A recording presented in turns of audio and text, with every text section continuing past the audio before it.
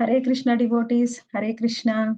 ప్రతిరోజు నిత్యం భగవద్గీతకి అందరికీ స్వాగతము. ముందుగా మన జగన్నాథ్ మందిరంలోని అర్చా విగ్రహాలను ఒకసారి స్మరించుకొని మనము క్లాస్ స్టార్ట్ చేసుకుందాము. జై జగన్నాథ్, బల్దేవ్, సుభద్రామాయి, సుదర్శన్ కి జై. వామన్ దేవ్ కి, పరశురాం భగవాన్ కి, రాధా మాధవ్ కి, శ్రీల ప్రభుపాదుల వారికి జై. హరే కృష్ణ హరే కృష్ణ కృష్ణ కృష్ణ హరే హరే హరే హరే హరే కృష్ణ హరే కృష్ణ కృష్ణ హరే ఓం అజ్ఞానతిమిరాంధస్య జ్ఞానాంజనాశలాకయా హరే కృష్ణ చక్షురున్మిలితం యేన తస్మై శ్రీ గురవే హరే హరే హరే హరే నమః. ఓం విష్ణుపాదాయ కృష్ణప్రేష్టాయ భూతలే శ్రీమతే భక్తి వేదాంత స్వామిన్గితి నామినే. నమస్తే సరస్వతే దేవే గౌరవాణి ప్రచారిణే నిర్విశేష శూన్యవాది పాశ్చాత్య దేశతారిణే. జయ శ్రీ కృష్ణ చైతన్య ప్రభో నిత్యానంద శ్రీ అద్వైత గదాధర శ్రీవాసాది గౌర భక్త వృంద. హరే కృష్ణ కృష్ణ కృష్ణ హరే హరే, హరే రామ హరే రామ రామ రామ హరే. హరే కృష్ణ హరే కృష్ణ కృష్ణ కృష్ణ హరే హరే హరే హరే కృష్ణ హరే కృష్ణ అందరూ మీట్లో ఉంటారు మాసజీస్. హరే కృష్ణ హరే కృష్ణ కృష్ణ కృష్ణ మనం ఇప్పుడు అధ్యాయం 4వ అధ్యాయము దివ్య జ్ఞానంలో 34 మరియు 35 శ్లోకాల్ని ఈరోజు చర్చించుకోబోతున్నాము. భగవద్గీత 4.34. తద్విద్ధి ప్రణిపాతేన పరిప్రశ్నేన సేవయా ఉపదేక్షంతి తే జ్ఞానం జ్ఞానినా సత్వదర్శినః. గురువు దరిచేరి సత్యము నెరుగుట కొరకై యత్నింపుము. వినయముతో ప్రశ్నలు వేసి సేవను గూర్చుము. ఆత్మదర్శులు తత్వదర్శనము చేసిన వారగుటచే నీకు జ్ఞానమును ఉపదేశింతురు.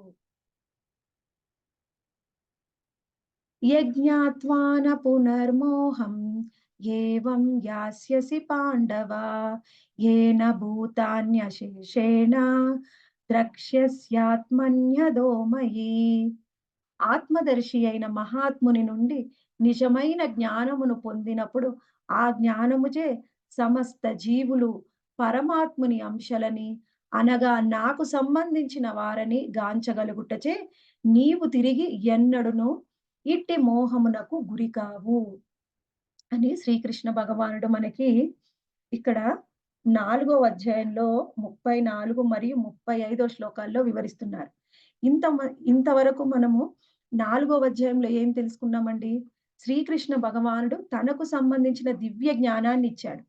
ఆ తరువాత మనకి తన గురించి జ్ఞానాన్ని ఇచ్చిన తర్వాత తను ఎటువంటి సందర్భాల్లో ఇక్కడికి వస్తాడు, ఈ భూమి మీదకి వస్తాడు అనేది తెలియజేశాడు. తరువాత మనకి అటువంటి శ్రీకృష్ణ భగవానుణ్ణి మనం ఎలా చేరుకోవాలి, మనము ఆ విధంగా చేరుకోవాలి అంటే మనకున్న మార్గాలు ఏమిటి అంటే యజ్ఞములు. ఆ యజ్ఞాలు వివిధ యజ్ఞములు. ఏ విధంగా వివిధ యజ్ఞాలని ఆచరించాలో మనకి గత 2-3 శ్లోకాల్లో మనము తెలుసుకున్నాం. మొన్న ప్రభుజీ మనకి మురారి ప్రభుజీ అనేక యజ్ఞాల గురించి మనకి వివరించాడు. అయితే అటువంటి యజ్ఞాలన్నిటిని కూడా తెలుసుకున్న తరువాత ఆ యజ్ఞ లక్ష్యం ఏమిటి మనం నిన్న శ్లోకాల్లో తెలుసుకున్నాం. అసలు ఏ యజ్ఞమైనా ఎందుకు నిర్వహించాలండి? యజ్ఞం యొక్క లక్ష్యం ఏమిటి అంటే జ్ఞానం పొందడము.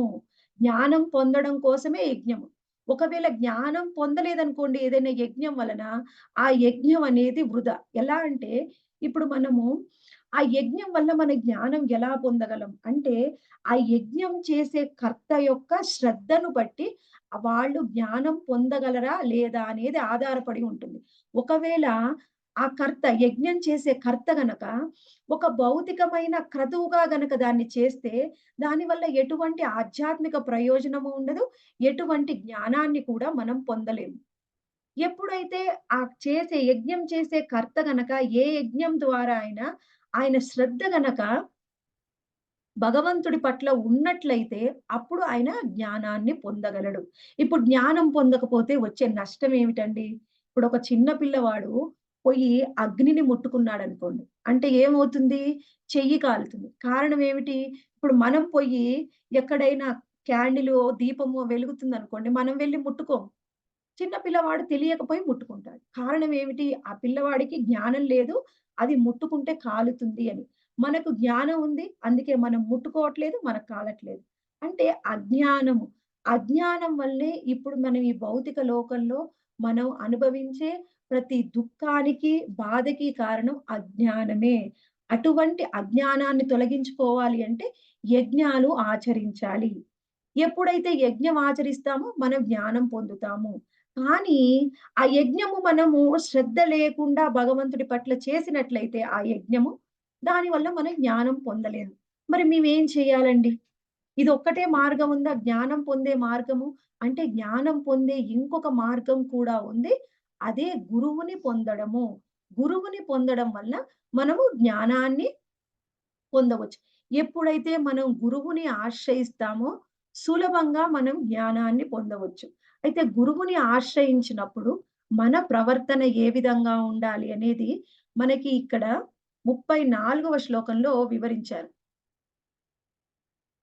ఇక్కడ చూడండి. తద్విద్ది ప్రణిపాతేన. తద్విద్ది. ఇక్కడ తత్ అంటే ఏమిటి అంటే వివిధ యజ్ఞముల వలన భిన్న యజ్ఞముల వలన మనము పొందే జ్ఞానము. అటువంటి జ్ఞానాన్ని మనము ఏ విధంగా పొందవచ్చు? ప్రణిపాతేన అని చెప్పారు.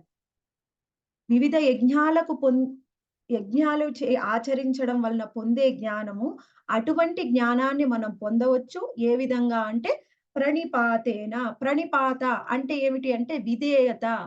ఎప్పుడైతే మనం గురువు పట్ల విధేయులుగా ఉంటామో, గురువుకు శరణాగతి పొందుతామో, అప్పుడు మనము పరిప్రశ్నేన మనము గురువుకు శరణాగతి పొందడము, విధేయులుగా ఉండడం అంటే ఏమిటండి? ఒక గురువుని మనం ఆశ్రయించినప్పుడు, ఆ గురువుని అవమానించడము, లేకపోతే అనుమానించడము, లేకపోతే విసిగించడము, అటువంటివి లేకుండా గురువుని జ్ఞానం పొందడం కోసం మనం ఆశ్రయిస్తున్నాం. కానీ అది విధేయతతో, శరణాగతి భావంతోని మనం గురువుని ఆశ్రయించాలి. ఆశ్రయించినప్పుడు మనం ఏం చేయాలంట? పరిప్రశ్నేన. పరి అంటే వినయంతో కూడిన ప్రశ్నలు. మనము ఏ విధంగా ప్రశ్నించాలి గురువుని? అంటే వినయంతో కూడిన విచారణ చేయాలి. ఎప్పుడైతే మనం వినయంతో కూడిన విచారణ చేస్తామో, అప్పుడు మనము జ్ఞానాన్ని పొందుతాము. కేవలం వినయంతో కూడిన విచారణ చేస్తేనే జ్ఞానం పొందుతామా?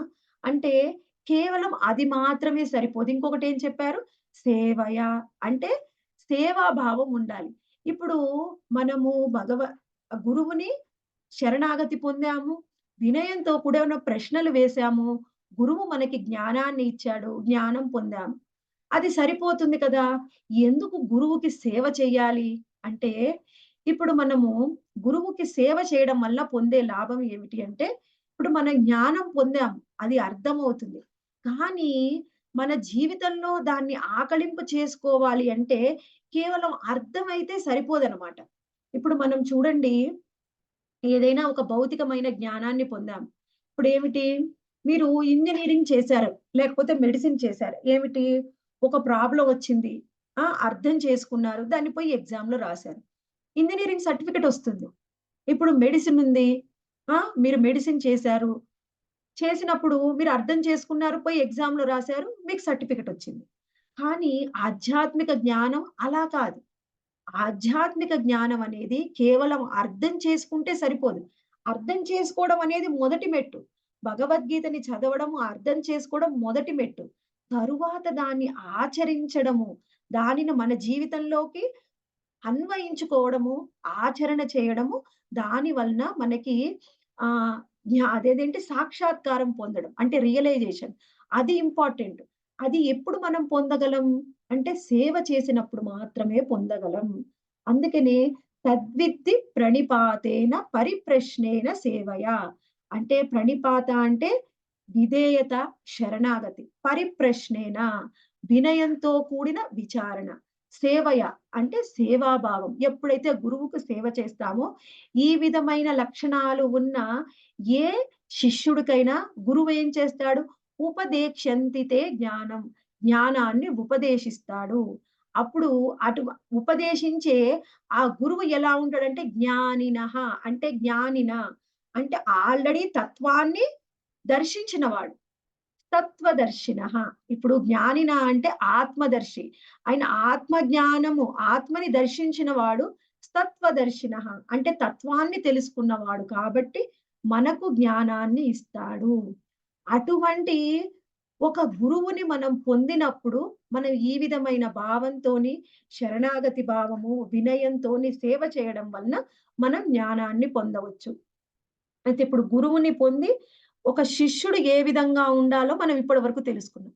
అయితే అసలు గురువుని పొందాలి అని చెప్తున్నారు. అయితే ఎటువంటి గురువుని పొందాలండి? ఎంతో మంది గురువులున్నారు ఇప్పుడు మనకి. మనకి మార్కెట్‌లో ఇప్పుడు ఎంతో మంది గురువులున్నారు. ఒక్కొక్కప్పుడు ఒక్కొక్క గురువు ఎక్కువగా ఫేమస్ అవుతూ ఉంటారు. మరి ఏ గురువుని పొందాలి? ఎక్కువ యూట్యూబ్‌లో ఎవరికి ఫాలోయింగ్ ఉందో, వాట్సాప్‌లో ఎక్కువ ఎవరు మెసేజ్‌లు పెడతారో, ఎవరెక్కువ మిరాకిల్స్ చేస్తారో, ఎవరెక్కువ ఫేమస్ అవుతారో వాళ్ళని పొందాలా? మనకలా చెప్పలేదు.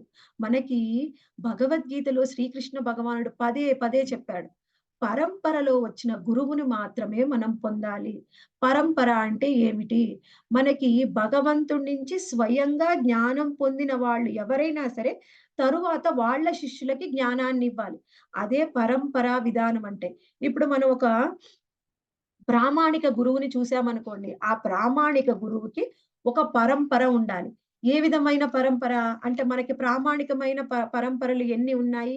కేవలం 4 అదొకటి శ్రీ సాంప్రదాయము, రుద్ర సాంప్రదాయము, కుమార సాంప్రదాయము, బ్రహ్మ మధ్వ గౌడ్య సాంప్రదాయం. అంటే బ్రహ్మ సాంప్రదాయం. అయితే ఈ నాలుగిట్లో ఏదో ఒక ప్రామాణిక సంప్రదాయం నుంచి వచ్చిన వాళ్ళని మాత్రమే మనం గురువుగా స్వీకరించాలి. ఇప్పుడు మనం ఎవరినైనా గురువుగా స్వీకరించామనుకోండి, మనం మొదటి ప్రశ్న ఏమిటి? మీ గురువు ఎవరు? ఆ తరువాత వాళ్ళకు గురువు ఎవరు? వాళ్ళకు గురువు ఎవరు? మీరు ప్రశ్న ఏస్తున్నా కొద్దీ వాళ్ళకు గురువు ఎవరు అనేది ప్రశ్నకు సమాధానం రావాలి. అలా గనక రాకపోయినట్లయితే ఆయన గురువుగా ఉండడానికి అర్హత లేదు. మనము అలా ప్రశ్న వేస్తూ ఉంటే, చివరిగా వాళ్ళ గురువు ఎవరు అయ్యుండాలి అంటే, ఆది గురువైన శ్రీకృష్ణ భగవానుడు. స్వయం భగవానుడే గురువు అయ్యి ఉండాలి. అది మొట్టమొదటి అర్హత గురువుకుండవలసినది గురు పరంపరలో వచ్చి ఉండాలి. తరువాత రెండవ అర్హత ఏమిటి? ఆ గురువు అంటే ఆ పరంపరలో వచ్చిన వాళ్ళు కూడా, వాళ్ళు నోరు తెరిస్తే కేవలం భగవంతుడి గురించి మాత్రమే మాట్లాడాలి. అనవసరమైన భౌతిక విషయాలు మాట్లాడకూడదు. కేవలం భగవంతుడి గురించిన మాటలే. ఏవైనా మాట్లాడితే అది భగవంతుడికే కనెక్ట్ అయ్యుండాలి. ఆ విధంగా ఉండాలి గురువు. మనకి రాధా గోవింద మహారాజ్ చెప్తారు. ఆయనని ఒకళ్ళు అడుగుతారనమాట ఒక శిష్యుడు. అసలు గురువు అవ్వాలి అంటే అర్హత ఏమిటి? అని అడిగితే ఆయన ఒకటే మాట చెప్తారు. కనీస అర్హత నేను చెప్తాను. ఎక్కువ నేను అర్హతలు చెప్పను. కనీసంగా ఈ అర్హత ఉండాలి అని చెప్తారనమాట. ఎప్పుడైతే మనం జపం చేసేటప్పుడు శ్రీకృష్ణ భగవానుడి పాదపద్మాలు తప్ప ఒక్క సెకను పాటు కూడా వేరే అన్యమైన ఆలోచన వచ్చినట్లయితే వాళ్ళు గురువుగా ఉండడానికి అర్హత లేనివారు అని చెప్తారనమాట. అంటే ఒక గురువు యొక్క స్థాయి ఏమిటో మనం అర్థం చేసుకోవాలి. అటువంటి వారు మాత్రమే గురువుగా ఉండడానికి అర్హులు. అటువంటి వారు కాకుండా మనము భౌతికంగా ఎవరు దొరికితే వాళ్ళు, ఎవరికి మనకు మాకు వీళ్ళు వీలుగా ఉన్నారండి. వీళ్ళు మాకు అందుబాటులో ఉన్నారు. వీళ్ళు మాకు దగ్గరగా ఉన్నారు. మాకు వీళ్ళది లింక్ దొరికింది. అని అలాంటి వాళ్ళయి కనక వాళ్ళ నుంచి జ్ఞానం పొందితే, అది పాము యొక్క విషంతో సమానం. ఇప్పుడు చూడండి, మనము ఏ విధమైన జ్ఞానాన్ని పొందలేదు. ఏ విధమైన గురువు లేడు. అంటే మనము అటు అమృతం తాగట్లేదు, ఇటు విషం కూడా తాగట్లేదు. మీరు అమృతం తాగకపోయినా పర్వాలేదు. విషం మాత్రం తాగకండి. విషం తాగితే ఏమవుతుంది? మనం మరణిస్తాము. అంటే మన ఆత్మ మరణిస్తుంది. మనం ఇంకా అధఃపాతాళానికి పోతాం. అలాంటి పనికిరాని జ్ఞానం పొందితే. ఆ అవైష్ణవుల ముఖత. వాళ్ళు ఈ ప్రామాణిక సంప్రదాయంలో వచ్చిన వాళ్ళందరూ కూడా వైష్ణవులు అయ్యి ఉంటారు. అంటే వైష్ణవుల యొక్క ముఖ్యమైన అర్హత ఏమిటి? వాళ్ళు నిరంతరం హరే కృష్ణ మహామంత్రం జపిస్తూ ఉంటారు. కనీసం 16 మాలలు. అసలు నోటి నుంచి భగవంతుడి నామమే చెప్పకుండా, జపమే చెయ్యకుండా, భగవంతుడి నామస్మరణ చెయ్యని వాళ్ళ ముఖత కనీసం మీరు ఒక్క శ్లోకం కూడా వినకూడదు. ఒకవేళ నువ్వు ఎవరి నోటి నుండైనా ఒక శ్లోకం వినాలి అంటే, కనీసం నువ్వెలా శ్లోకం పలకాలి నేర్చుకోవాలి అంటే కూడా, వాళ్ళు వైష్ణవులయ్యి ఉండాలి. వాళ్ళు జపం చేస్తూ ఉండాలి.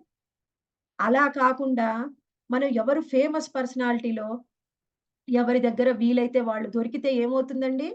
మనం పాయిజన్ విషం తీసుకున్నట్టు సమానం. అందుకనే చూడండి మన సీనియర్ డివోటీస్ ఆచార్యులు మన శుద్ధ భక్తులు ఎవరైనా వాళ్ళు ఒక భజన వినాలి అన్న ఆచార్యులు రాసిన భజనలే వింటారు. అది కాకుండా ఒక సినిమా పాటే అనుకోండి. అది కూడా ఎంతో భక్తి భావం ఉంది అందులో. వాళ్ళు ఎంత బాగా దేవుడి గుణగానం చేస్తున్నారు. ఎంతో మెలోడిసియగా అంటే ఎంతో మంచిగా రాగయుక్తంగా పాడుతున్నారు. అలాంటివి వినరు. ఆచార్యుల ముఖత వచ్చిన భజన ఉందా? అది మేము వింటాం. ఎందుకంటే అందులో వాళ్ళ భావం అనేది క్యారీ అవుతుంది. వాళ్ళు ఎటువంటి భావంతోని మనకి చెప్తున్నారో ఆ భావం మనకు తెలుస్తుంది. కొన్నిసార్లు సినిమా పాటల్లో గూడా మనకి ఎంతో తత్వం ఉంది అనిపించొచ్చు. కానీ వాళ్ళ భావం వేరు. ఈ ఆచారుల యొక్క భావం వేరు. అందుకని మనం ఎప్పుడైనా పరంపరలో వచ్చిన గురువు నుంచి మాత్రమే జ్ఞానాన్ని పొందాలి. ఇప్పుడు ఇంకొక విషయం మనము ముఖ్యంగా తెలుసుకుందాం. అయితే సరే అటువంటి గురువుని పొందాము. అయితే ఆ గురువు ఏం చెబితే అది వినాలా అండి మేము? కొన్ని సార్లు మరి మాకు సందేహాలొస్తున్నాయి. అప్పుడు మనం ఏం చేయాలి అనేది ఇక్కడ చెప్తున్నారండి. ఇక్కడ మనకి ఎప్పుడైనా సరే ఒక గురువుని పొందిన తరువాత గుడ్డిగా అనుసరించాల్సిన అవసరం లేదు. ఒకవేళ మనకేదన్నా సందేహం వచ్చిందనుకోండి, మనం ప్రశ్నించొచ్చు. ఆ ప్రశ్న ఎలా ఉండాలి? శరణాగతి భావము, వినయంతో కూడిన ప్రశ్న అయ్యి ఉండాలి. అనవసరమైన ప్రశ్నలు వేసి గురువుని విసిగించకూడదు. గుడ్డిగా అనుసరించాల్సిన అవసరం లేదు. ఒకవేళ అర్థం లేని విచారణ కూడా చేయకూడదు. ఈ 2 సూత్రాలని పాటించాలి. మనము మనం ఆ గురువుని ఎన్ని రోజుల నుంచో చూస్తున్నాము. మనకు 100% నమ్మకం వచ్చింది. ఆ గురువు ఏం చెప్పినా కరెక్టే అని. అప్పుడు మనం గుడ్డిగా అనుసరించవచ్చు. ఖచ్చితంగా. ఇప్పుడు మన మనసులో భేదభావం రాకూడదు. వస్తే ప్రశ్న వేయండి. రాని స్థితికి మనం చేరుకోవాలి. రాని స్థితిలో ఎటువంటి ప్రశ్నలు వేయవలసిన అవసరం లేదు. గురువు ఏం చెప్తే అది ఆచరించాలి. అయితే ఇప్పుడు గురువు చెప్పాడు. దాన్ని మనము అర్థం చేసుకున్నాం. అర్థం చేసుకున్నంత మాత్రాన జ్ఞానం పొందినట్టు కాదు. మనకి భాగవతం వింటూ ఉన్నాం. ఇప్పుడు మనం 3వ స్కందంలో భాగవతం ఎవరు చెప్తూ ఉన్నారు? మైత్రేయ మహాముని విదురుడికి చెప్తూ ఉన్నారు. అయితే విదురుడు ఏమన్నారంటే, "ఆ! ఓ మహాముని గురుదేవా! మీరు నాకెంతో జ్ఞానమిచ్చారు. కానీ ఆ జ్ఞానమంతా నాకు బాగా అర్థమైంది. కానీ ఎప్పుడైతే నేను మీకు సేవని చేస్తానో, అప్పుడైతే మీరు చెప్పిన జ్ఞానాన్ని నేను సాక్షాత్కరింప చేసుకుంటాను. అర్థం చేసుకుంటాను. నాకు నేను అన్వయించుకొని నేను దాన్ని ఆచరించగలను. ఎప్పుడైతే సేవ చేస్తామో అప్పుడే దాన్ని మనం ఆచరించగలం. సేవ చెయ్యకపోతే ఆచరణ అనేది మనకు రాదు." ఎందుకంటే ఇప్పుడు చూడండి శ్రీరామచంద్రుడికి, మనం శ్రీకృష్ణ భగవానుడికి వాళ్ళకి జ్ఞానం లేదా అండి? వాళ్ళకి ఎంతో జ్ఞానం ఉంది. స్వయంగా భగవంతుడు. అందుకని రాముడు ఏ పని చేసినా ఇంక దానికి తిరుగులేదు. వాళ్ళకి ఎంతో జ్ఞానం ఉంది. అయినా సరే వాళ్ళొక గురువుని ఆశ్రయించి శ్రీరామచంద్రుడు స్వయంగా వశిష్ఠ మహామునికి మరియు విశ్వామిత్ర మహామునికి ఆయన ఎంతో సేవను చేశాడు. సేవ చేయడం వలననే మనము సాక్షాత్కరింప చేసుకోగలం. మనకు ఆచరించి చూపించారు. స్వయంగా శ్రీకృష్ణ భగవానుడు సాందీప ముని దగ్గర ఆయన ఆ సాందీప మునిని ఆశ్రయించి ఆయనకి సేవని అందించారు. ఎప్పుడైతే సాందీప ముని ఆశ్రమంలో ఉన్నంత వరకు కూడా శ్రీకృష్ణ భగవానుడు నేను దేవుడిని, నేను స్వయంగా దేవాది దేవుడైన భగవంతుడనే విషయాన్నే మర్చిపోయారు. ఎక్కడ కూడా ఏ సందర్భంలో కూడా ఆయన అది ప్రదర్శించలేదు. ఆయన గురువు ఏం సేవ చెప్తారో అటువంటి సేవను మాత్రం తూచా తప్పకుండా పాటించారు. ఆయన శ్రీకృష్ణ భగవానుడు 64 రకాల అధ్యయనాలు, శాస్త్రాలు, కళలు ఉంటే 64 రోజుల్లో నేర్చుకున్నారంట. కానీ గురువు సేవ మాత్రం వదిలిపెట్టలేదు. గురువు కానీ, గురుపత్ని కానీ ఏమన్నా సేవని అందిస్తే అది తూచా తప్పకుండా ఆచరించేవారు. ఒకరోజు సుదాముడు మరియు శ్రీకృష్ణ భగవానుడు అడవికి వెళ్లారు. ఏమిటంటే వాళ్ళకిచ్చిన సేవ ఏమిటి? "నువ్వు అడవికి వెళ్లి కట్టెల్ని తీసుకొని రా. బోరున వర్షం వస్తుంది." తీసుకొని వచ్చే పరిస్థితి లేదు. అయినా సరే వాళ్ళిద్దరూ వెళ్లారు. కట్టెల్ని తీసుకున్నారు. అయితే అసలు ఎటువంటి పరిస్థితి అంటే ఒకళ్ళ చెయ్యి ఒకళ్ళు వదిలితే అసలు తప్పిపోయే అంత పరిస్థితి. అందుకని శ్రీకృష్ణ భగవానుడు ఏం చేశాడంటే ఒక చేత్తోని కట్టెల్ని పట్టుకొని ఇంకొక చేత్తోని సుదాముడి యొక్క చెయ్యిని వదల్లేదు. అంటే మనకి ఏం చెప్తున్నారు? గురు సేవ చెయ్యి, భక్తుల సాంగత్యంలో ఉండు. భక్తుల సాంగత్యము విడిచిపెట్టొద్దు, గురు సేవ కూడా విడిచిపెట్టొద్దు. ఎప్పుడైతే ఈ 2 మనము కలిపి చేస్తామో, అప్పుడు మాత్రమే మనకు ఆధ్యాత్మిక పురోగతి అనేది లభిస్తుంది. ఈ రెండిటిలో ఏది విడిచిపెట్టినా ఆధ్యాత్మిక పురోగతి అనేది మనది అంత ఫాస్ట్‌గా ఉండదు. అది ఎలా ఉంటుంది అంటే, ఒక చిన్న నత్త నడక. నత్త ఎలా నడుస్తుందండి? నడుస్తుంది. కానీ ఎంతసేపు చూసినా ఇక్కడి నుంచి అక్కడికెళ్తుంది. మనం ఒక రోజు తర్వాతొచ్చి చూసినా. అలానే ఉంటుంది మన ఆధ్యాత్మిక పురోగతి. గురు సేవ వదిలేసినా, భక్తుల సాంగత్యం వదిలేసినా. మనకి శ్రీకృష్ణ భగవానుడు స్వయంగా చూపిస్తూ ఉన్నారు. ఎప్పుడైతే ఆ సాందీప మునికి గురుదక్షిణ ఇయ్యాల్సొచ్చిందో, ఆ సమయంలో మాత్రమే ఆయన భగవంతుడు అనేది వాళ్ళకర్థమైంది. అప్పుడు మాత్రమే ఆయన భగవంతుడని వాళ్ళకి చూపించాడు. అంతవరకు ఒక సామాన్యమైన ఒక రాజు యొక్క పుత్రుల్లాగే వెళ్లి ఆయన అక్కడ సేవని చేశాడు. ఒక రాజు పుత్రుడైనా స్వయంగా భగవంతుడైన గురువు పట్ల ఎంత విధేయతతో, శరణాగతి భావంతో సేవ చేయాలి అనేది మనకి చూపించారనమాట. అయితే ఇప్పుడు మనము గురువు పట్ల శిష్యుడు ఏ విధంగా ఉండాలో తెలుసుకుందాం. మరి ఒక గురువు యొక్క అర్హత ఏమిటి? ఒక గురువు ఎప్పుడు కూడా శిష్యుడి నుంచి సేవని స్వీకరించడం మాత్రమే కాదు. ఆ శిష్యుడి గురించి భగవంతుడికి ప్రార్థన చెయ్యాలి. ఆ భగవంతుడిని ఎలా చేరుకోవాలి అనే మార్గాన్ని కూడా గురువు చూపించాలి శిష్యుడికి. అలా చేసినప్పుడు మాత్రమే ఆయన సరి అయిన గురువు అవుతాడు. మనకి శ్రీల ప్రభుపాదుల వారు చెప్తారు. ఎవరైనా సరే ఒక గురువు శిష్యుణ్ణి పొందాలన్నా, ఒక శిష్యుడు గురువుని ఎంచుకోవాలి అన్నా, ఒక సంవత్సర కాలం అబ్జర్వ్ చేయాలంట. పరిశీలించాలి. ఈయన నా గురువుగా ఉండడానికి తగినవాడా? కాదా? ఈయనని నేను గురువుగా పొందవచ్చునా? లేదా? అనే విషయాన్ని మనము పరిశీలించి అర్థం చేసుకోవాలి. ఒకవేళ ఈ శిష్యుడు ఇక ముందు నేను చెప్పిన సూచనలు పాటించగలడా? లేదా? ఈయన సరి అయిన శిష్యుడా? కాదా? గురువు కూడా శిష్యుణ్ణి ఒక సంవత్సర కాలం పరిశీలించాలి. అప్పుడు మాత్రమే గురువైన శిష్యుణ్ణి, శిష్యుడైన గురువుని ఎంచుకోవాలి. అంతే తప్ప ఒకసారి ఎంచుకున్న తరువాత ఏ విధమైన అనుమానం రాకూడదు. ఒకసారి ఎంచుకున్న తరువాత మనకి ఏ విధమైన గురువు పట్ల అనుమానం వచ్చినా లేకపోతే ఇంకా ఎంతో గొప్ప గొప్ప సెలబ్రిటీలుంటారు మనకి. ఆ! వాళ్ళందరినీ మనము గురువును పొందాము. లేకపోతే గురువును పొందిన తరువాత కూడా ఇంకా ఎవరో గురువు చాలా గొప్పగా అనిపించొచ్చు. ఆయన ఇంకా శక్తి ఎక్కువుంది అనే మనకు భావం వచ్చిందనుకోండి. అది పెద్ద అపరాధం.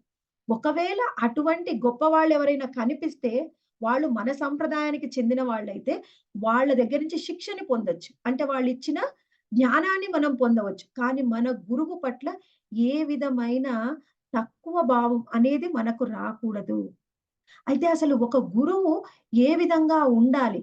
ఒక గురువుని ఎంచుకునే ముందు శిష్యుడు ఏమి పరిశీలించాలి అని మనకి ఉపదేశామృతంలో మనకొక చక్కని శ్లోకాన్ని వివరించారనమాట. ఆ శ్లోకం ఈ విధంగా ఉంది. వాచో వేగం, మనసః క్రోధ వేగం, జిహ్వా వేగం, ఉదరోపస్థ వేగం, ఏతాన్ వేగాన్యో విషయేత ధీరః సర్వామపి మాం పృథివీం స శిష్యాత్. వాచో వేగం. వాచో వేగం అంటే అసలు ఎవరైనా ఎలా మాట్లాడాలి అని చెప్తున్నారనమాట. తొందరపడి మాట్లాడకూడదు. ఎక్కువ మాట్లాడకూడదు. క్రోధంతో మాట్లాడకూడదు. తొందరపడ మాట్లాడకూడదు. ఇంకా మనకి తప్పుగా కానీ, పరుషంగా కానీ, ఒకళ్ళని బాధ పెట్టే విధంగా కానీ మనం మాట్లాడకూడదు. ఎవరైతే ఈ విధమైన కంట్రోల్ ఉంటారో, వాళ్ళ యొక్క వాక్కులో ఈ విధమైన కంట్రోల్ ఎవరికుంటుందో వాళ్ళు మరి ఇంకేం వేగం? మనసు వేగం. మనసు పరిపరి ఆలోచనలు చేస్తుంది. ఎన్నో విషయాల గురించి ఆలోచిస్తుంది. అటువంటి అనవసరమైన ఆలోచనలు, ఎక్కువ తక్కువ ఆలోచనలు చెయ్యకూడదు. ఆలోచనలో కూడా మనకి కంట్రోల్ ఉండాలి. హద్దు ఉండాలి. మనసుకి కోరికలని అదుపు చేసి ఉండాలి. అనవసరమైన కోరికలు ఉండకూడదు. ఇంకొకటి తరువాత క్రోధ వేగం. అనవసరంగా క్రోధాన్ని ప్రదర్శించకూడదు. ప్రదర్శించిన క్రోధం గూడా అది అవసరమైతే శిష్యుల పట్ల ప్రదర్శించాలి. అంతే తప్ప అనవసరమైన క్రోధాన్ని ప్రదర్శించకూడదు. జిహ్వావేగం అంటే మనకి చూస్తే ఏది చూస్తే అది తినాలనిపించడం. మనము కేవలం భగవంతుడి ప్రసాదం అది కూడా ఎంత అవసరమైతే అంత సమయానుకూలంగా మాత్రమే ప్రసాదాన్ని స్వీకరించే అంత జిహ్వ మీద మనకి కంట్రోల్ ఉండాలి. ఆ తరువాత ఉదర వేగం అంటే ఉదరం ఏం కోరుకుంటే అది మనం ఇవ్వకూడదు. ఈ రకమైన 6 వేగాలని ఎవరైతే ఈ 6 వేగాల పట్ల నీ ఈ 6 వేగాల పట్ల కంట్రోల్ కలిగి ఉంటారో వాళ్ళ గురించి ఇక్కడ చెప్తున్నారు చూడండి. ఏతాన్ వేగాన్యో విషహేత ధీరః ఎవరైతే ఈ 6 వేగాలను నియంత్రించగలరో సర్వామపి మాం పృథివీం స శిష్యాత్. వాళ్ళు ఈ పృథివి మొత్తం కూడా శిష్యులని స్వీకరించగలరు. ఈ మొత్తం భూమి మీద ఉన్న అందరిని కూడా శిష్యులుగా స్వీకరించే అంత శక్తి ఉంటుంది ఆ గురువుకి. అటువంటి వాడు మాత్రమే గురువు. ఇప్పుడు గురువు ఎటువంటి లక్షణాలు కలిగి ఉండాలో తెలుసుకున్నాం మనం. అయితే అటువంటి గురువుని పొందడం వలన మనకు ఉండే లాభం ఏమిటి అని మనకి గురు మహిమలో మనకి చెప్తూ ఉన్నారు మన ఆచార్యులు. ఆ గురువుని ఏ విధంగా కీర్తించాలి? ఆ గురువు మనకి ఏమేమి అందించగలడు అనేది మనకి ఈ చిన్న పద్యంలో అన్నీ వివరిస్తూ ఉన్నారనమాట. శ్రీ గురు చరణా పద్మా కేవల భకతి సద్మా బందామోయి సావధాన మాతే जहारा प्रसादे होय ये बाबा तोरिया जय कृष्ण प्राप्ति होय जहा होते ఇక్కడ గురువుని ఏ విధంగా మనము పొందడం వలన ఆయన సేవ చేయడం వలన ఆ గురువు మనకి ఏమేం ప్రసాదించగలడు అనేది ఈ గురు మహిమలో మనకి వివరించారనమాట. ఎప్పుడైతే గురువు యొక్క పాదపద్మాలని ఆశ్రయిస్తామో, అటువంటి గురువు యొక్క పాదపద్మాలు భగవంతుడికి సేవ చేస్తే ఎలాగో, అవి యొక్క సేవాధామాలు. అంటే ఇప్పుడు మనం మాయాపూర్ కానీ, బృందావన్ కానీ వెళ్తే, భగవంతుడికి సేవని అందించడానికి, ఆయన దర్శనం చేసుకోవడానికి మనం ఏ విధంగా ఆ ధామానికి వెళ్తామో మన ఆధ్యాత్మిక పురోగతి కోసం ఎప్పుడైతే గురువుని మనం ఆశ్రయిస్తారో అటువంటి ధామానికి వెళ్తే ఎటువంటి ఫలితం పొందుతామో అదే ఫలితాన్ని మనం గురువు పాదాలని పొందడం వల్ల కూడా మనము పొందవచ్చును అని ఇక్కడ మనకు వివరిస్తూ ఉన్నారు. అటువంటి గురువు పట్ల మనకి సోదర భావాన్ని, ప్రేమ భావాన్ని కలిగి ఉండాలి. ఎప్పుడైతే ఆ విధంగా మనము గురువు పట్ల భావాన్ని కలిగి ఉంటామో, ఆయన సేవ తప్ప మనం ఆయన నుంచి ఏమీ ఆశించకూడదు. ఆ విధంగా ఎవరు ఉంటారో వాళ్ళు ఆధ్యాత్మికంగా పరమ ఉన్నతమైన లక్ష్యాన్ని పొందగలరు. ఏమిటండి పరమ ఉన్నతమైన లక్ష్యం ఆధ్యాత్మికంగా మనము కృష్ణ ప్రేమని పొందడం మన పరమ ఉన్నతమైన లక్ష్యం. కృష్ణ ప్రేమ, కృష్ణ సేవ, కృష్ణ ధామం. ఆధ్యాత్మిక పరమ ఉన్నతమైన లక్ష్యాన్ని మనము గురువు వలన మనం పొందవచ్చు. అటువంటి గురువు మనకి జన్మ జన్మలకు ఆయనే గురువు. కేవలం ఈ జన్మకే కాదండి. ఎన్ని జన్మలకైనా ఆయనే గురువు మనకి. అటువంటి గురువుకి శిష్యుల పట్ల ఎంతో కృప, ఎంతో కరుణ. ఆ కృపా కరుణ అనేది గురువుకు ఉన్నంత కృపా కరుణ శిష్యుల పట్ల ఇంకా ఎవరికీ కూడా ఉండదనమాట. ఇప్పుడు అటువంటి కృప శిష్యుడికి గురువు పట్ల ఎలాగ ఉంటుంది అంటే, మనము మనకి శ్రీల భక్తి సిద్ధాంత సరస్వతి ఠాకూర్‌లను చూస్తే, ఆయన తన శిష్యుడు ఎన్నో తప్పులు చేస్తాడనమాట. అంటే ఆయన ఆయన ఆయన మీద ఆశ్రమంలో కొంతమంది కంప్లెయింట్ చేస్తారు. కంప్లెయింట్ చేయడం వల్ల ఏం జరుగుతుంది అంటే, ఆయన్ని ఆశ్రమం నుంచి బయటికి పంపిస్తారు. అప్పుడు భక్తి సిద్ధాంత సరస్వతి ఠాకూరులు అక్కడ ఆశ్రమంలో ఉండరు. ఎప్పుడైతే ఆయన తిరిగి వస్తారో, అక్కడ ఒక మందిర శంకుస్థాపన జరుగుతుంది. అయితే ఆయన ఏమంటారంటే, "ఆ శిష్యుడు కనపడడం లేదేంది? ఆయన్ని పిలవండి" అంటారనమాట. అంటే పిలవండి అంటే ఆయనెక్కడ కనిపించడు. ఆ! ఆహ్, గురువర్య ఇప్పుడు ఆయన మీద కొన్ని కంప్లెయింట్స్ వచ్చాయి. అందుకని మేము ఆయన్ని బయటికి పంపించేసాం. అంటే భక్తి సిద్ధాంత సరస్వతి ఠాకూర్లు చాలా బాధపడతారు. ఎందుకలా మీరు పంపించేశారు? అసలు మీకు తెలుసా? ఒక శిష్యుడిని తయారు చేయడము, ఒక శిష్యుడిని పొందడం ఎంత కష్టమో. ఎన్ని మనకి శ్రీల ప్రభుపాదుల వారు గూడా పదే పదే చెప్తూ ఉంటారు. మన శరీరంలో ఉన్న రక్తాన్ని ఎన్నో గ్యాలన్ల రక్తాన్ని మనం వెచ్చిస్తే ఒక్క శిష్యుడు తయారవుతాడు. ఒక మనిషికి మనం జ్ఞానాన్ని ఇచ్చి, ఆ జ్ఞానాన్ని ఆయనతోని ఒప్పించి దాన్ని ఆచరించేలాగా చేయడము, అది ఎంతో కష్టమైన విషయం. ఎంత కష్టపడితే ఒక శిష్యుడు ఉంటాడు. ఆయన కొన్ని తప్పులే చేయనియ్యవండి. అలాంటప్పుడు మీరు ఎలా నాకు చెప్పకుండా ఎలా బయటికి పంపిస్తారు?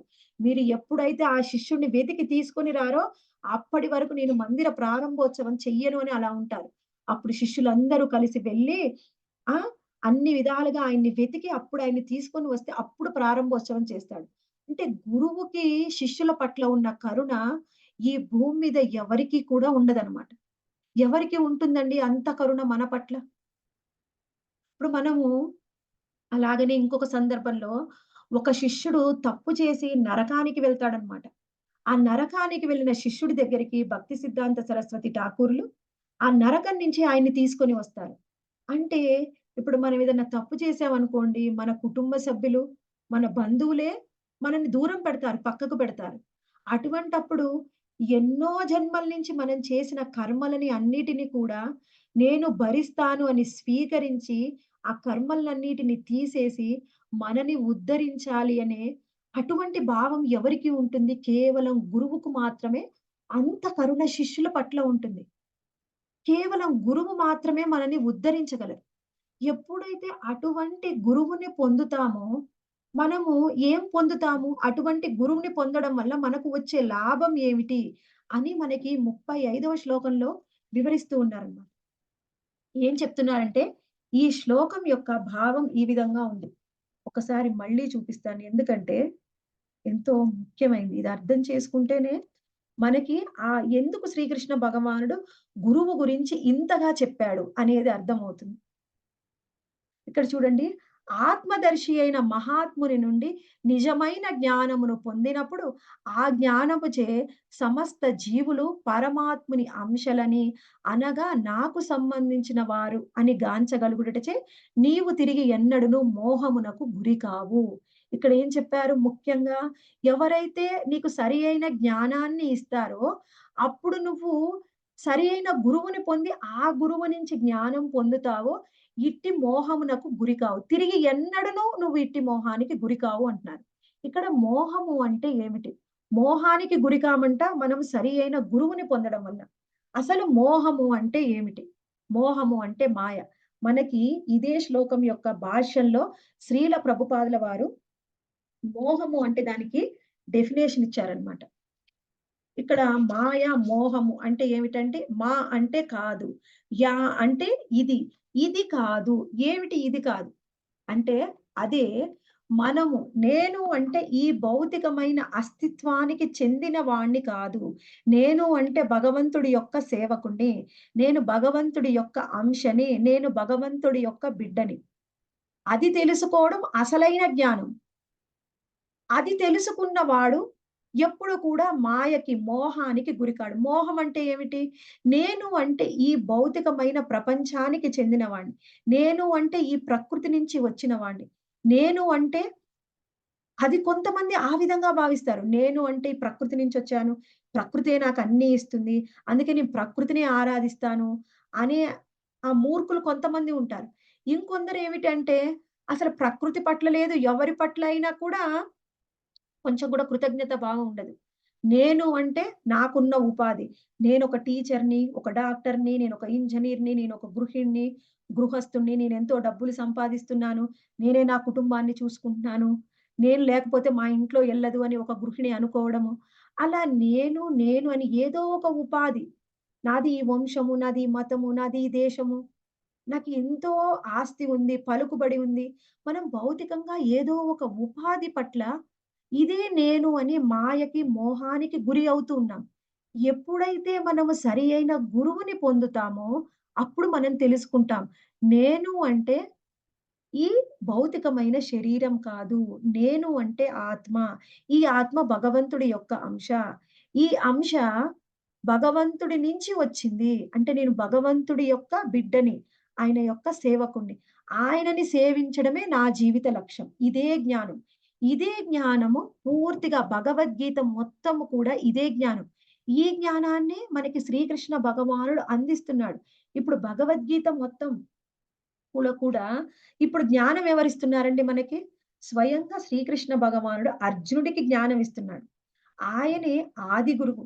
మరి నేను జ్ఞానం ఇస్తున్నాను. అర్జునుడు ఇంటున్నాడు. ఆ! ఆ జ్ఞానం మీరందరూ కూడా ఇంటున్నారు. ఇప్పుడు భగవద్గీత ద్వారా అందరూ కూడా పొందుతున్నారు. అందరూ ఆ విధంగా పొందండి. నేను స్వయంగా చెప్పాను కదా!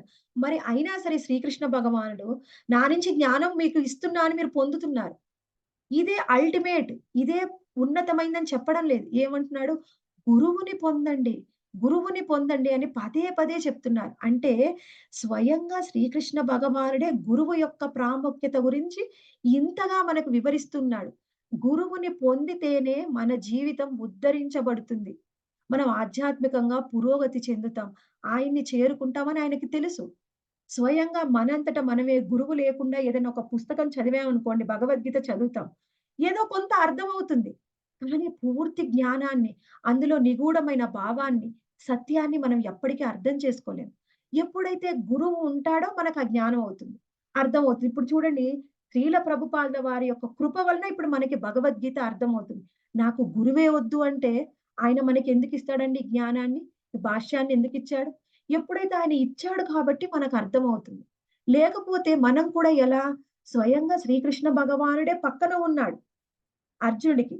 ఆయన పక్కన ఉన్నప్పుడు ఆయన గురువుగా స్వీకరించలేదు. స్వీకరించక ముందు అర్జునుడి భావం ఎలా ఉంది? ఆయన భౌతికమైన బంధాలు ఆయన బంధువులు, కుటుంబ సభ్యులు వాళ్ళ కోసమని ఆయన శ్రీకృష్ణ భగవానుడి యొక్క ఆజ్ఞ ఏమిటి? యుద్ధం చెయ్యమని. ఆయన ఆధ్యాత్మికంగా ఆయన ఉన్నత బంధం శ్రీకృష్ణ భగవానుడితోని. అది మరిచిపోయి భౌతికమైన బంధాలకే విలువిచ్చి వీళ్ళందరిని నేను చంపలేను. నాకు వీళ్ళే కావాలి. నీ ఆజ్ఞ నేను పాటించలేను అని మోహానికి గురై నేను యుద్ధం వదిలేసి అడవిలోకి వెళ్లి అక్కడ భిక్షమెత్తుకుంటా అన్నాడు. ఎప్పుడైతే అర్జునుడికి అర్థమైంది. అసలు నేను ఏం ఆలోచిస్తున్నానో నాకు సరిగ్గా అర్థం కావట్లేదు. నేను మోహానికి గురి అయ్యాను. ఓ కృష్ణ! నేను నిన్ను గురువుగా స్వీకరిస్తున్నాను. నువ్వు నాకు జ్ఞానమివ్వు అని ఎప్పుడు చెప్పాడో అప్పుడు శ్రీకృష్ణ భగవానుడు జ్ఞానమిస్తే పక్కనే ఉన్న భగవంతుడి గురించి ఆయన అర్థం చేసుకున్నాడు. అంతకుముందు భగవంతుడని తెలుసు. కానీ మోహం. గురువుగా ఎప్పుడు స్వీకరించాడో ఆ మోహం అనేది పటాపంచలైంది. నేను అంటే ఈ భౌతికమైన బంధాలు, భౌతికమైన వ్యక్తులతో ఉన్న నా బంధము, నేనొక క్షత్రియుడిని, నేను రాజు అనే ఈ ఉపాధి కాదు నేను అంటే. నేను అంటే భగవంతుడి యొక్క బిడ్డని, ఆయన అంశని, ఆయనకి సేవను అందిస్తాను. అది నేను అనే మోహాన్ని పూర్తిగా పోగొట్టుకున్నాడు. ఎవరైతే గురువును పొందుతారో అప్పుడు అర్జునుడు ఏ విధంగా మోహాన్నించి బయటపడి శ్రీకృష్ణ భగవానుడికి సర్వస్వ శరణాగతి పొందాడో, అలానే మనం కూడా గురువుని పొందడం వలన మోహం నుంచి బయటపడి, ఈ మాయ నుంచి బయటపడి, ఈ భౌతికమైన సంబంధాలే నేను అని దాని నుంచి బయటపడి, శ్రీకృష్ణ భగవానుడే సర్వస్వం అని తెలుసుకుంటాం. ఎప్పుడైతే శ్రీకృష్ణ భగవానుడే సర్వస్వం అని తెలుసుకుంటామో, అప్పుడు ఆయనకి శరణాగతి పొందుతాం. ఇప్పుడు మనం ఎంతసేపటికి మనం గురువుని పొందాలంటే ఏం చేయాలండి? మనకు ఉన్న చాలా సింపుల్ టెక్నిక్స్ మనకిచ్చింది. ఏం చెప్పారు మనకి? అంటే నువ్వు ఇప్పుడు మనము ఒకవేళ 4 నియమాలు పాటించడము, 16 మాలలు జపం చేయడం. ఈ 4 నియమాలు పాటించడము, 16 మాలలు జపం చేయడం మనకి ఎంత కష్టంగా అనిపిస్తుందంటే, ఇప్పుడు చూడండి మనము భౌతికంగా మనము ఒక భర్త పొజిషన్‌లో, ఒక భార్య పొజిషన్‌లో ఉన్నాం. అంటే మనం ఎప్పుడు కూడా ఒక భార్య నుంచి కానీ, భర్త నుంచి కానీ ఏం కష్టాలు పడలేదా? మన లైఫ్ పార్ట్నర్ కూడా ఒక సాధారణమైన వ్యక్తి. ఎవరు పర్ఫెక్ట్ కాదు. వాళ్ళు తెలిసి తెలియక మన ఎన్నో సార్లు బాధ పెడతారు. ఇక మన పిల్లలైతే వాళ్ళని సరిగ్గా పెంచకపోతే పెద్దయిన తరువాత వాళ్ళు మన మాట ఒక్కటి కూడా వినకుండా మనకు నరకం చూపిస్తారు. మనము సరిగ్గా పెంచినా వాళ్ళ కర్మానుసారం మనకెన్నో ఇబ్బందులు పెడతారు. జీవిత భాగస్వాములు కానీ, పిల్లలు కానీ, కొన్నిసార్లు తల్లిదండ్రులు కూడా మనల్ని ఇబ్బంది పెడుతూ ఉంటారు. ఇన్ని బాధలు పడతాం, అన్నీ అనుభవిస్తాం. కానీ గురువుని పొందమ్మా. గురువుని పొందితే నువ్వు భగవద్ధామం వెళ్ళొచ్చు. ఈ కష్టాలు నీకుండవు. చిన్న చిన్న నియమాలు. ఒక చిన్న సాత్విక ఆహారం తిను. భగవంతుడికి పెట్టిన ప్రసాదం తిను. ఇంక అంతే. నీ గురువు లభిస్తాడు. గురువు ఈజీగా ఉన్నాడు. గురువు మనకి ఈజీగా ఉన్నాడు. మన సంప్రదాయంలో చాలా సులభంగా గురువు లభిస్తాడు. ఆయన కొన్నే నియమాలు చెప్పాడు. 4 నియమాలు, 16 మాలలు, భగవంతుడి ప్రసాదం తిను అంతే. ఆ సాత్విక ఆహారం తినమంటే ఉల్లిపాయ, ఎల్లిపాయ మానేయడం మనకెంతో కష్టం. మొగుడు కానీ, పిల్లలు కానీ, అత్తమామలు కానీ, తల్లిదండ్రులు కానీ, బంధువులు కానీ పెట్టే ఎన్ని కష్టాలనైనా భరిస్తాం. కానీ ఉల్లిపాయ, ఎల్లిపాయ మాత్రం మానేయం. మన పరిస్థితి అలా ఉంది. అంటే మనము ఎంత మోహానికి గురయ్యున్నాం.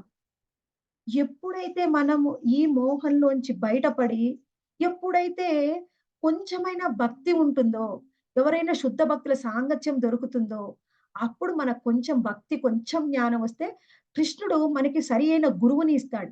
ఆ గురువు పాదాల్ని పట్టుకుంటే ఇంక మనం భగవద్ధామం వెళ్ళినట్టే. ఆ ఒక్కటి మనం చెయ్యలేకపోతున్నాం. ఇంకా అజ్ఞానంలో ఉంటున్నాం. ఎప్పుడైతే అజ్ఞానంలో ఉంటామో, ఈ భౌతికమైన లోకంలో దుఃఖం అనేది తప్పదు. మరల మరల పుడుతూ, మరల మరల జన్మిస్తూ, మరల మరల మరణిస్తూ మనం బాధపడుతూనే ఉంటాం. గురువు పాదాలని పట్టుకుంటే మనం ఇంకెప్పటికీ మోహానికి గురి కాకుండా గురువుని పొంది మనం భగవద్ధామానికి చేరుకుంటాం. అదే మనకి ఈ 2 శ్లోకాల్లో శ్రీకృష్ణ భగవానుడు గురువు యొక్క ప్రాముఖ్యతని చెప్పాడు. ఆ విధంగా మనమందరం కూడా గురువుని పొందడానికి ప్రతి ఒక్కళ్ళం కూడా ప్రయత్నం చేద్దాం.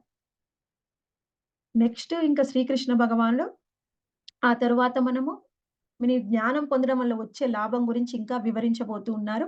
అది తరువాత శ్లోకాల్లో తెలుసుకుందాం. Hare Krishna Matajis and Prabhujis. Any questions?